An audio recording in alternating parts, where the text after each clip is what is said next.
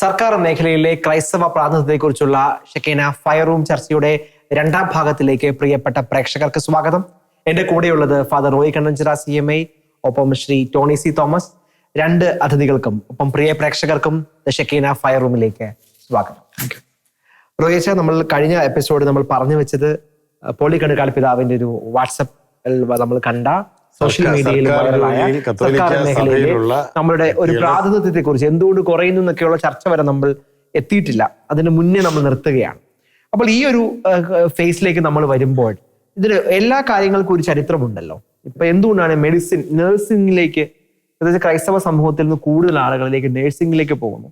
അങ്ങനെ നഴ്സിംഗിലേക്ക് പോയി വിദേശത്ത് ഒരു ജോലി ബിൽഡ് ചെയ്ത് അങ്ങനെ സാമ്പത്തികമായി ഉയർന്ന ഒത്തിരി കുടുംബങ്ങളുണ്ട്. നമ്മൾ തള്ളിക്കളയുന്നില്ല. തീർച്ചയായിട്ടും പ്രവാസത്തിന്റെ പല ഘട്ടങ്ങൾ നമ്മൾ കടന്നതാണ്. ജർമ്മനിക്ക് ഒരു കാലത്ത് പോയി, UK, അയർലൻഡിൽ നമ്മൾ കാണുന്നു, കാനഡയ്ക്ക് നമ്മൾ പോകുന്നു. ഇതൊക്കെ നമ്മൾ കണ്ടിട്ടുണ്ടല്ലോ. അപ്പൊ അതിനൊരു റീസൺ ഉണ്ട് അല്ലെ, എന്തുകൊണ്ടാണ് അങ്ങനെ ഒരു മേഖല നമ്മൾ? തീർച്ചയായിട്ടും സാമ്പത്തികമായ ഒരു കാരണമുണ്ട്, മറ്റു പല കാരണങ്ങളുമുണ്ട്.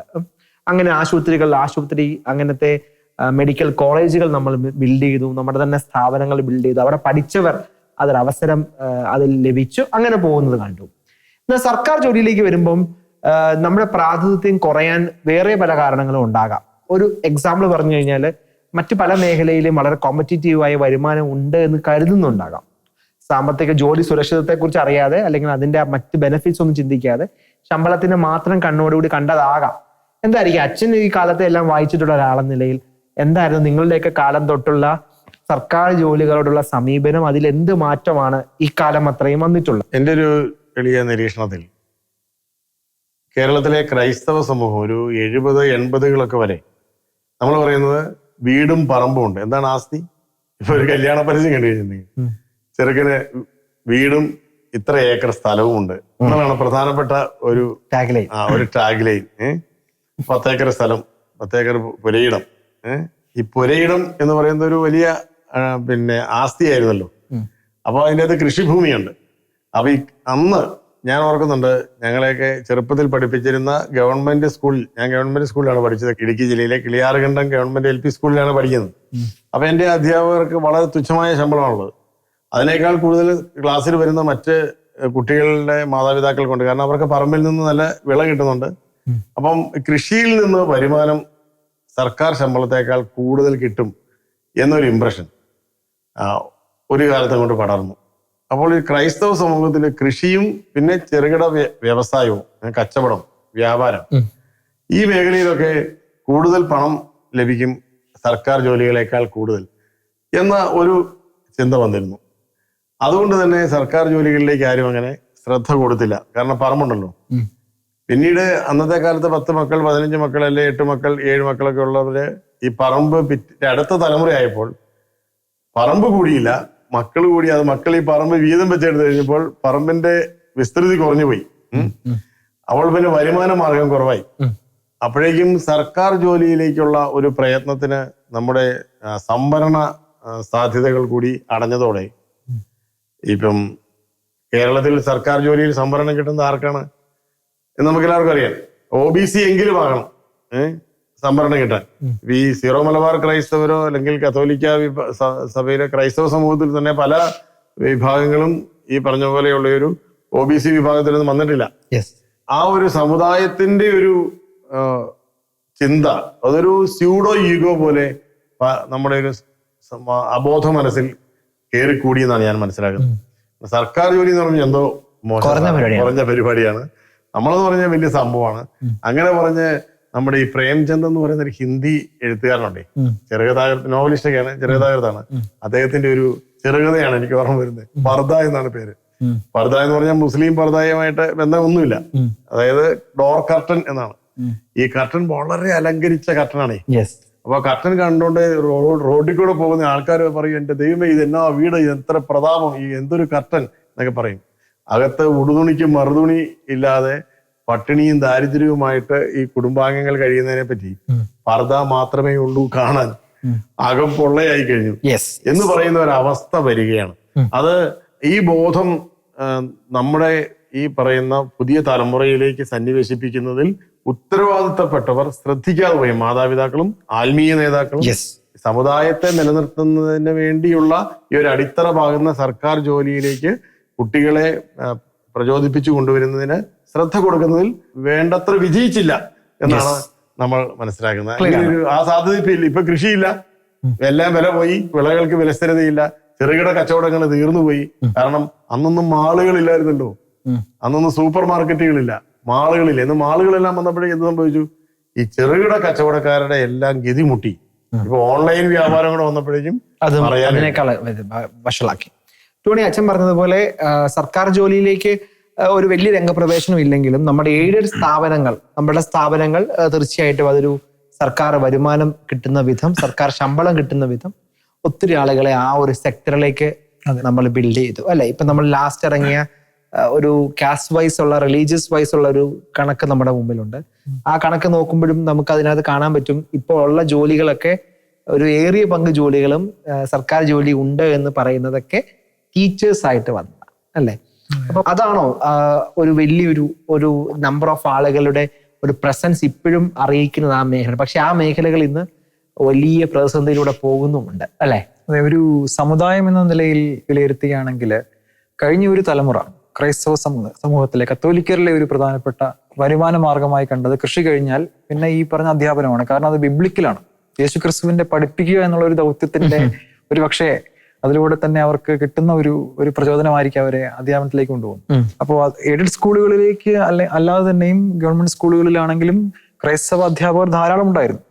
പക്ഷെ ഇപ്പോൾ ഈ സ്കൂളുകളിലൊക്കെ അവസ്ഥ എന്താണെന്നുള്ളതാണ്. എയ്ഡഡ് സ്കൂളുകളിൽ അധ്യാപകർക്ക് ശമ്പളം കൃത്യമായിട്ട് കിട്ടുന്നില്ല, അപ്പോയിന്റ്മെന്റ് പാസ്സാവുന്നില്ല. 8, 10, 12 വർഷമായിട്ട് ശമ്പളമില്ലാതെ ജോലി ചെയ്യുന്ന അധ്യാപകരുണ്ട്, ഇപ്പോഴും ദിവസക്കൂലിയിൽ ജോലി ചെയ്യുന്ന അധ്യാപകരുണ്ട്. അപ്പൊ ആ മേഖലയും സുരക്ഷിതമല്ല. പക്ഷേ അധ്യാപനത്തിൽ പ്രാതിനിധ്യം ഉണ്ടെങ്കിലും ഞാൻ നേരത്തെ കഴിഞ്ഞ എപ്പിസോഡിൽ പറഞ്ഞ ആ ഒരു ഭരണ നിർവഹണത്തിൽ നമുക്ക് പ്രാതിനിധ്യമാകുന്നില്ല. അധ്യാപനത്തിലെ പ്രാതിനിധ്യം ഭരണനിർവഹണത്തിലെ പ്രാതിനിധ്യമായി മാറുന്നില്ല എന്നുള്ളതാണ് അതിലെ ഒരു പരാജയം ഇരിക്കുന്നത്. അപ്പോൾ അതുകൊണ്ട് തന്നെ സർക്കാർ സർവീസിലേക്ക് വരുന്നതിന് വേണ്ടിയുള്ള പരിശ്രമങ്ങൾ കൂടുതൽ ശക്തമാക്കേണ്ടതുണ്ട്. അധ്യാപനത്തിൽ മാത്രം ഒതുങ്ങി നിന്നാൽ പോരാ. ഇപ്പൊ അധ്യാപനത്തിലെ കണക്ക് നോക്കുമ്പോഴും അവിടെയും പ്രാതിനിധ്യം വളരെ കുറവാണ്, അല്ലെ? ഇപ്പൊ BEd പഠിച്ച് അല്ലെങ്കിൽ അതിന്റെ പരീക്ഷകളൊക്കെ എഴുതി ഒരു സ്കൂളിൽ അധ്യാപകരാകുക എന്ന പ്രോസസ്സ് ഒരു വലിയൊരു പ്രോസസ്സാണ്.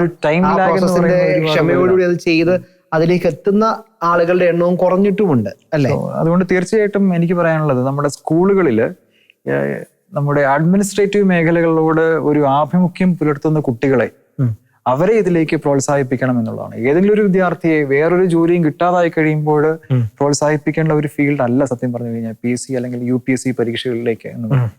അതായത് പോളിറ്റിയില് അല്ലെങ്കിൽ ഹിസ്റ്ററിയില് അല്ലെങ്കിൽ ജോഗ്രഫിയില് ഇതിലൊക്കെ നല്ല മാർക്ക് വാങ്ങുന്ന, ചർച്ചകളിൽ പങ്കെടുക്കുന്ന, പ്രസംഗ മത്സരങ്ങളിൽ വിജയിക്കുന്ന, ക്വിസ് മത്സരങ്ങളിൽ സമ്മാനം നേടുന്ന കുട്ടികളെ അവരോട് പറയണം, നിങ്ങൾക്ക് സ്വാഭാവികമായിട്ടുള്ള അഭിരുചി ഈ പറയുന്ന അഡ്മിനിസ്ട്രേറ്റീവ് മേഖലയാണ്, അപ്പൊ അതിലേക്ക് വരണമെന്ന് അവരോട്. അത് പക്ഷെ നമുക്ക് പറയാൻ പറ്റില്ല, കാരണം അതൊക്കെ ഇല്ലാതെയാണ് ഗവൺമെന്റ് മേഖലയിലേക്ക് എത്താം. അതൊരു ഇൻഡിക്കേറ്റർ അല്ല. ആ ഇൻഡിക്കേറ്റർ ഉള്ള ആളുകൾ IIT-ലോ IIM-ലോ ഒക്കെ പഠിച്ച് എഞ്ചിനീയർ ആകുന്ന സാഹചര്യവും നമ്മൾ കണ്ടിട്ടുണ്ടാകാം. പക്ഷെ കുറച്ചുകൂടെ റിയലിസ്റ്റിക് ആയിട്ട് വളരെ പ്രൊഫഷണൽ ആയിട്ടുള്ള സമീപനം ഉണ്ടെങ്കിൽ മാത്രമാണ് നമുക്ക് അങ്ങനെ ഒരാള് അസസ് ചെയ്ത്, അത് ചുമ്മാതെ ഒരു പലപ്പോഴും നമ്മൾ കാണാറുണ്ട്, ഓൺലൈൻ അസസ്മെന്റുകൾ കാണാറുണ്ട്. ഒരു കുറച്ച് ചോദ്യങ്ങൾ ചോദിച്ചൊരു മുറിക്കകത്ത് നമ്മൾ കുറച്ച് വരകളും കുറികളും ഒക്കെ വെച്ച് അസസ്മെന്റ് നടത്തുന്നത്. അതല്ല, കുറച്ച് സിസ്റ്റമാറ്റിക് ആയിട്ട് ലോങ് ടേം ആയി കുട്ടികളുടെ പഠനത്തെ വിലയിരുത്തി, ഡേറ്റയെ വിലയിരുത്തി, അവരുടെ ഇൻട്രസ്റ്റുകൾ അനലൈസ് ചെയ്ത് അസസ് ചെയ്ത് അത് കുറച്ച് വർഷങ്ങൾ കൊണ്ട് എടുക്കേണ്ട ഒരു പ്രോസസ്സാണെന്ന് എനിക്ക് തോന്നുന്നു. ഒറ്റ ഡിബേറ്റിലൊക്കെ പങ്കെടുക്കുന്നതിന്റെ ഡേറ്റ വെച്ച് നമുക്ക് ഒരിക്കലും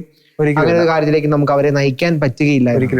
ടോണി, ഞാൻ ടോണിയിൽ അധ്യാപകർ ചോദിക്കുന്ന ഒരു കാര്യം, ഇപ്പൊ നമ്മൾ പറഞ്ഞത് കഴിഞ്ഞ ചർച്ചയുടെ നമ്മൾ ഒരു ഭാഗം നമ്മൾ അവസാനിപ്പിച്ചത് ഈ കുട്ടികൾക്ക് ഇത് പറഞ്ഞു കൊടുക്കുന്നതിന്റെ പ്രായത്തിന്റെ ഒരു കാര്യമാണ്. ഇപ്പൊ ടോണി മുമ്പ് പറഞ്ഞതുപോലെ സ്കൂൾ തലത്തിൽ തന്നെ അല്ലെങ്കിൽ സ്കൂളിൽ പഠിക്കുന്ന സമയത്ത് തന്നെ ഇങ്ങനൊരു വിഷനിലേക്ക് നമ്മൾ കുട്ടികൾക്ക് പറഞ്ഞു കൊടുക്കണം എന്നാണ് പറയുക. അപ്പം അത് എത്രത്തോളം പ്രാധാന്യമാണ്? അങ്ങ് പല PSC പരീക്ഷകളിലും അങ്ങേക്ക് അറിയാമല്ലോ. ശരിക്കും നമ്മൾ മനസ്സിലാക്കേണ്ടത് ഈ പറയുന്ന എല്ലാ ഗവൺമെന്റ് പരീക്ഷകളുടെയും ബേസ് എന്ന് പറയുന്നത് ടെക്സ്റ്റ് ബുക്കുകൾ തന്നെയാണ്, സ്കൂൾ ടെക്സ്റ്റ് ബുക്കുകൾ തന്നെയാണ്. പ്രത്യേകിച്ച് ഗവൺമെന്റ് ഇറക്കുന്ന സർക്കാരിന്റെ പാഠപുസ്തകങ്ങളാണ് എല്ലാ പരീക്ഷകളുടെയും കാതൽ എന്ന് പറയുന്നത്. ഇപ്പൊ നമ്മള് സിവിൽ സർവീസ് പരീക്ഷയ്ക്ക് തയ്യാറെടുക്കുന്ന ഡോക്ടർ, അല്ലെങ്കിൽ എഞ്ചിനീയർ, അല്ലെങ്കിൽ സയന്റിസ്റ്റ്, അയാൾ ആദ്യം പഠിക്കുന്നത് 6ാം ക്ലാസ്സിലെ NCERT ടെക്സ്റ്റ് ബുക്ക് വെച്ചിട്ടാണ് അദ്ദേഹം പഠിച്ചു തുടങ്ങുന്നത് തന്നെ. ആ ഒരു കോണ്ടെക്സ്റ്റിൽ ഇതിനെ വിലയിരുത്തുകയാണെങ്കിൽ ഈ മേഖലയിൽ ഒരു എക്സ്പീരിയൻസ് ഉള്ള ഒരാളെന്ന നിലയിൽ ഞാനിതിനെ വിലയിരുത്തുക തീർച്ചയായിട്ടും നമ്മുടെ കുട്ടികളോട് ഈ ചെറിയ പ്രായത്തിൽ തന്നെ നമ്മൾ പറഞ്ഞു കൊടുക്കണം ഇതിന്റെ സാധ്യതകൾ. ഒരു കൃത്യമായ ഫോക്കസിനപ്പുറത്തേക്ക് അതിന്റെ വിശാലമായ ലോകം നമ്മൾ കാണിച്ചു കൊടുക്കണം. ഇത് ഇപ്പൊ നമുക്കൊരു വിശാലമായ ലോകം കാണിച്ചു കൊടുക്കാനില്ല. ഇപ്പൊ നമ്മുടെ വിശാലമായ സ്കൂളുകളുടെ ലോകം രണ്ടേ വാതിലുകൾ കാണിച്ചിട്ട് ഏതെങ്കിലും ഒന്നിലേക്ക് കയറിക്കോളൂ, നിങ്ങൾ രക്ഷപ്പെടുമെന്നാണ് നമ്മുടെ അധ്യാപകർ, നമ്മൾ ഉൾപ്പെടുന്ന സമൂഹത്തിലെ ആളുകൾ പോലും. നമ്മുടെ സ്ഥാപനങ്ങളിലൊക്കെ അറിയാലോ, പല സ്വകാര്യ സ്ഥാപനങ്ങളുടെ എൻട്രൻസ് കോച്ചിങ്ങുകൾ മാത്രമാണ്, മറ്റൊരു ആക്ടിവിറ്റി ഇല്ല. കാരണം നമ്മൾ ഇപ്പോഴേ 5ാം ക്ലാസ്സിൽ പോകുന്ന കുട്ടി എന്താ കാണുന്നത്? എല്ലാ ചേട്ടന്മാരും ചേച്ചിമാരും എൻട്രൻസ് കോച്ചിങ്ങിന് 2, 3, 4 ലക്ഷമൊക്കെ മുടക്കി കോച്ചിങ്ങിന് പോകുന്നു. അപ്പൊ 2 വാതിലുണ്ട്, ഒന്നെങ്കിൽ എഞ്ചിനീയറിംഗ് അല്ലെങ്കിൽ മെഡിസിൻ. ഇതൊന്നും ഇല്ലാത്തവൻ ഈ ഭൂമിയിലെ കൊള്ളില്ല എന്നൊരു കമ്മ്യൂണിക്കേഷൻ പോലും നമ്മൾ അറിയാതെയോ ഇങ്ങനെ ചില കാര്യങ്ങളിലൂടെ കൊണ്ടുവരികയാണ്. അപ്പൊ ഇതിനും അപ്പുറത്തൊരു ലോകമുണ്ട്. സിവിൽ സർവീസ് ഒരു മേഖലയുണ്ട്, ഗവൺമെന്റ് സർവീസ് ഒരു മേഖലയുണ്ട്. നിങ്ങൾക്കൊരു അഡ്വക്കേറ്റ് ആകാം, വക്കീലാകാം, നിങ്ങൾക്കൊരു ചാർട്ടേഡ് അക്കൗണ്ടന്റ് ആകാം, അല്ലെങ്കിൽ നിങ്ങൾക്ക് ഗവൺമെന്റ് സർവീസിലേക്ക് തന്നെ കൊമേഴ്സ് മേഖലയിലൂടെ പഠിച്ചിറങ്ങി നിങ്ങൾക്ക് എത്താൻ പറ്റുന്ന അവസരങ്ങളുണ്ട്. നിങ്ങൾക്ക് ഇന്ത്യൻ ആർമി, നേവി, എയർഫോഴ്സ് ഉൾപ്പെടെയുള്ള മേഖലയുണ്ട്. +2 വിദ്യാഭ്യാസ യോഗ്യത ഉണ്ടെങ്കിൽ നമുക്ക് നാഷണൽ ഡിഫൻസ് അക്കാഡമിയിൽ പരീക്ഷയ്ക്ക് എഴുതാം. അത് എഴുതി കഴിഞ്ഞ് പാസ്സാകുന്ന ഒരാൾ IAS കാരനേക്കാൾ 70,000 രൂപ അടുത്ത ശമ്പളത്തിൽ ഇരട്ടി, അതിനേക്കാൾ കൂടുതൽ ശമ്പളത്തിൽ ജോലിയിലേക്ക് പ്രവേശിക്കുന്ന അവസരങ്ങൾ നമ്മുടെ നാട്ടിലുണ്ട് എന്ന് നമ്മൾ പറയുന്നു. +2 വിദ്യാഭ്യാസ യോഗ്യത ഉണ്ടെങ്കിൽ LD ക്ലർക്ക് പരീക്ഷ നമ്മുടെ കുട്ടികൾക്ക് എഴുതാവുന്നതാണ്. അതിലൂടെ പടിപടിയായി വളർന്ന് കേരള സെക്രട്ടേറിയറ്റിന്റെ ഒക്കെ ഏറ്റവും തലപ്പത്ത് എത്താവുന്ന അവസരങ്ങൾ നമുക്കുണ്ട്. ഒരു വക്കീലായി തുടങ്ങുന്ന ആൾക്ക് വേണമെങ്കിൽ പല പരീക്ഷകളിലൂടെ കയറി ഇറങ്ങി ഒരു സുപ്രീം കോടതിയുടെ ജസ്റ്റിസ് വരെ ആകാൻ പറ്റുന്ന സാഹചര്യം നമ്മുടെ നാട്ടിലുണ്ട്. ഇവരൊക്കെ എവിടെ എത്തിയിട്ടുണ്ടെങ്കിൽ ഇവരെയൊക്കെ ഏതെങ്കിലും ഒരു കാലത്ത് ആരെങ്കിലും ഇവർക്ക് ടച്ച് ചെയ്തതുകൊണ്ടാണ്, അല്ലെ? Rome was not built in a day എന്നൊക്കെ നമ്മൾ പറയാറുണ്ട്. Rome was not built in a day. പലരും വിചാരിക്കുന്നുണ്ട് റോം പെട്ടെന്നുണ്ടായത്, അല്ലെ? കാലങ്ങൾ കൊണ്ട്.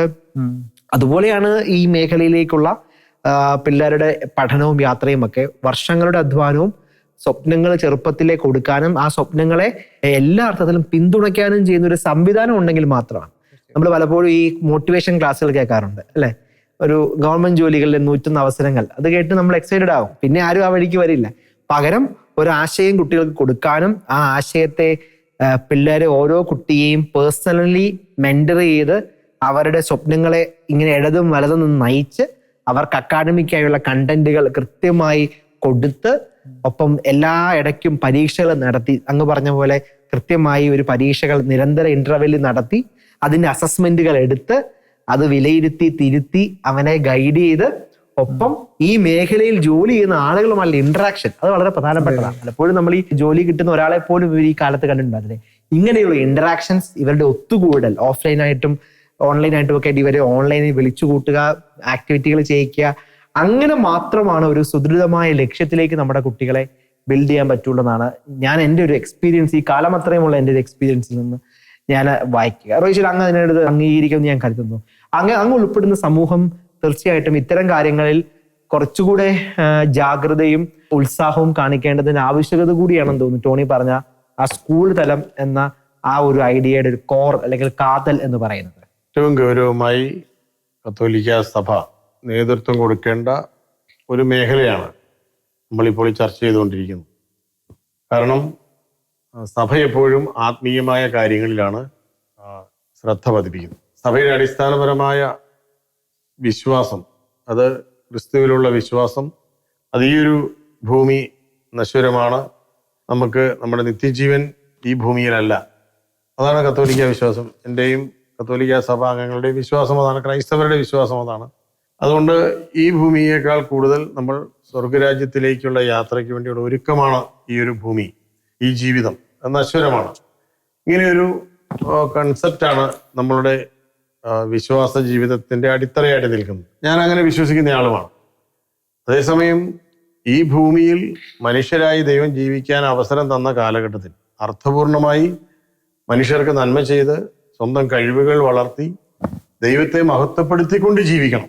അതിനുള്ള ഒരു സാധ്യതയിലേക്ക് കൂടി ഈ സഭാംഗങ്ങളായ യുവജനങ്ങളെയും കുട്ടികളെയും ഒരുക്കിയെടുക്കുന്നതിന്റെ ഉത്തരവാദിത്വം കൂടി സഭയ്ക്കുണ്ട് എന്നാണ് ഞാൻ വിശ്വസിക്കുന്നത്. അത് മാതാപിതാക്കൾക്ക് മാത്രം എന്നാണ് ഞങ്ങൾ വൈദിക സമൂഹത്തിന്റെ ഒരു കൺസെപ്റ്റ് എന്ന് പറയുന്നത്. പഠനം, ജോലി, സാമ്പത്തിക ഭദ്രത, ഇതെല്ലാം വിശ്വാസികൾ തനിച്ച് ചെയ്തോ? ഓക്കെ, ആത്മീയമായ കാര്യങ്ങളിൽ മാത്രമാണ് വൈദികരും സമർപ്പിതരും ഒക്കെ കൂട്ടുത്തരവാദിത്വത്തോടെ പെരുമാറുന്നു.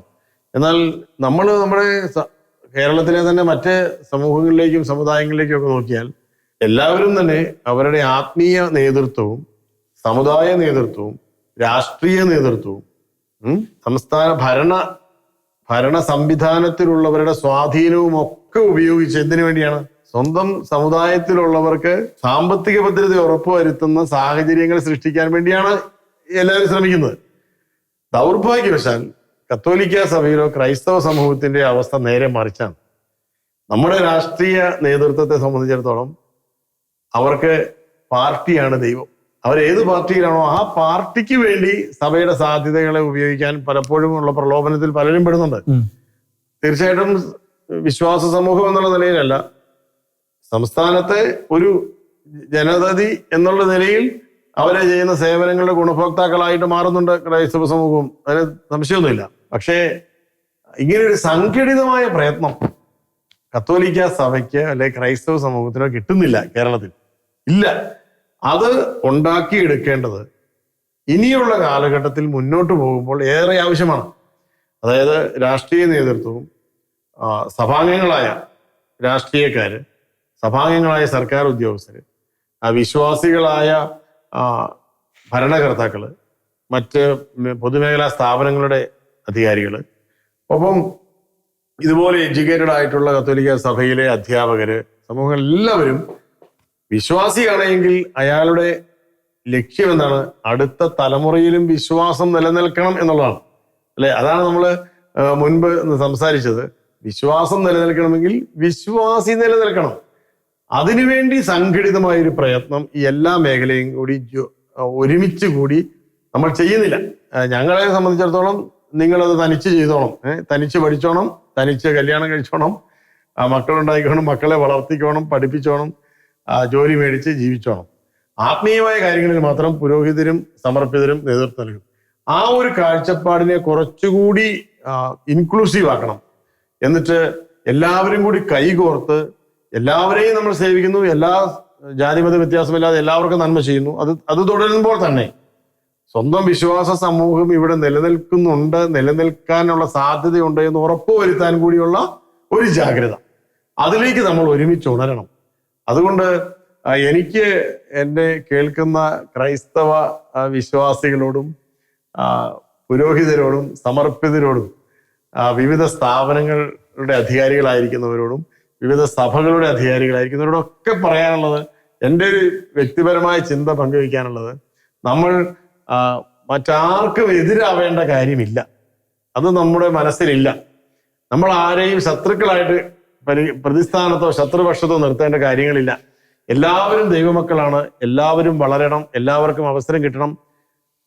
നമ്മൾ ആർക്കും എതിരാവണ്ട, പക്ഷെ നമ്മൾ നമുക്ക് അനുകൂലമാകണം. അഭിനന്ദ പിതാവിന്റെ വാക്കുകളാണ് നമ്മളെ ഈ ചർച്ചയിലേക്ക് കൊണ്ടുവന്നത്. അതെ, കത്തോലിക്ക സഭയുടെ വൈദികരും സമർപ്പിതരും ഈ വിശ്വാസ സമൂഹത്തിന് ഇവിടെ സാമ്പത്തിക ഭദ്രതയോട് കൂടിയ ഒരു നിലനിൽപ്പ് ഉണ്ടാകാൻ അനുകൂലമായി സഹകരിക്കണം എല്ലാവരും. അത് കേവലം ആശയം മാത്രമല്ല, അതൊരു സാമ്പത്തികമായിട്ടും അവരുടെ സമയവും ഒക്കെ മാറ്റിവെച്ചാൽ മാത്രമാണ്. കാരണം ഇതൊരു നിസ്സാര പ്രക്രിയ അല്ല താനും.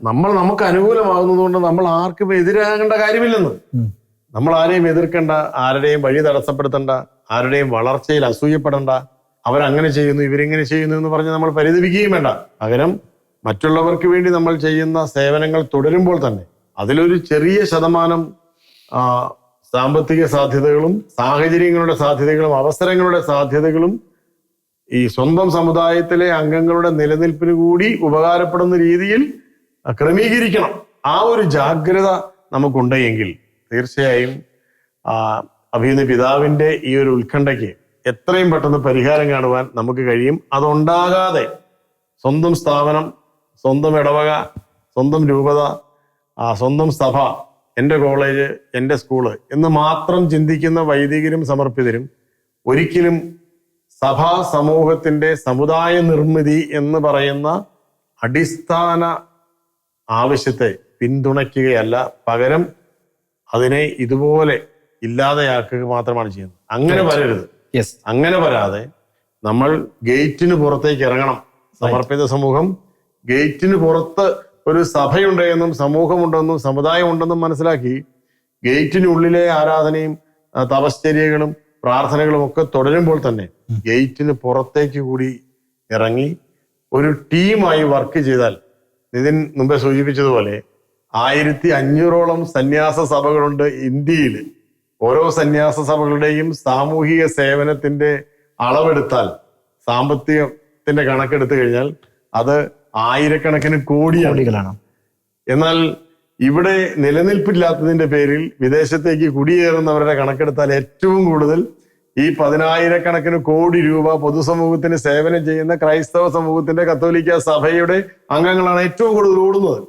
അപ്പോൾ ഈ ഒരു ചിന്ത മറ്റുള്ളവർക്ക് കൊടുക്കുമ്പോൾ തന്നെ വിശ്വാസ സമൂഹത്തിൽ അംഗങ്ങളായിട്ടുള്ളവർക്ക് പ്രത്യേകമായ ഒരു പരിഗണന കൊടുക്കണം എന്ന വിശുദ്ധ പൗലോസ്ലീഹ ഗലാത്യക്കാർക്ക് എഴുതിയ ലേഖനം 6-ാമത്തെ അധ്യായം 10-ാമത്തെ വചനം ഉച്ചരിച്ചുകൊണ്ട് ഞാൻ അവസാനിപ്പിക്കാം.